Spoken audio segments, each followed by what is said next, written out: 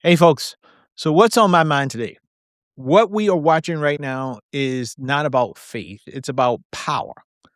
Because when you have folks like Pete Hegseth and Vice President J.D. Vance trying to wrap themselves in Christianity while at the same time defending behavior that openly contradicts the teachings of Jesus Christ, something's just off. And I hope people see it. I mean, last week we had the Secretary of Defense standing at a podium at the Pentagon at a prayer service. And at this prayer service, he quoted a line from Pulp Fiction as if it were scripture. And not just any line. It was a speech that a hitman gives before killing someone. And then on top of that, he layered that with language about no mercy and enemies of righteousness, basically invoking imagery straight out of the Crusades. Folks, it was intentional. It was really trying to turn war into something holy.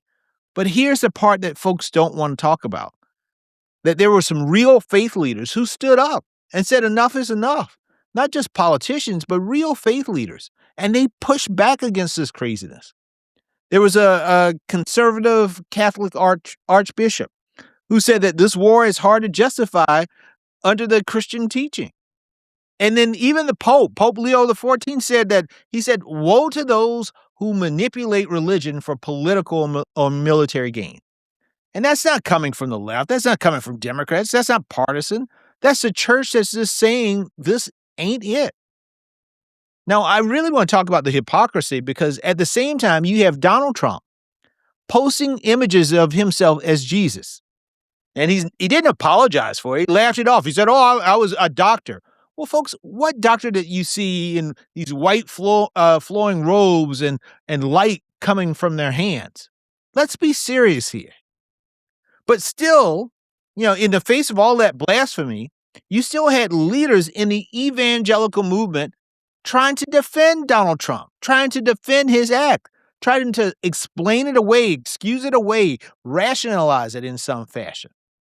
So let me make this personal for a second because, I grew up in the church and have always understood that faith means something, that the scripture is important, that you don't take on any blasphemy or engage in blasphemy at all.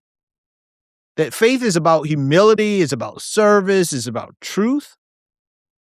And scripture was always something that that you use to get to that truth, not something that you use to justify power or acquiring power. It was something that challenged you, that corrected you, that held you accountable. So when we see it being used like a prop, or worse, a weapon, I hope it disgusts all of us. Because here's the danger that we know. When politicians start acting like prophets, and then their supporters treat them like prophets and like they can do no wrong, it becomes a very dangerous situation very, very quickly. Because now, in that scenario, anything can be justified.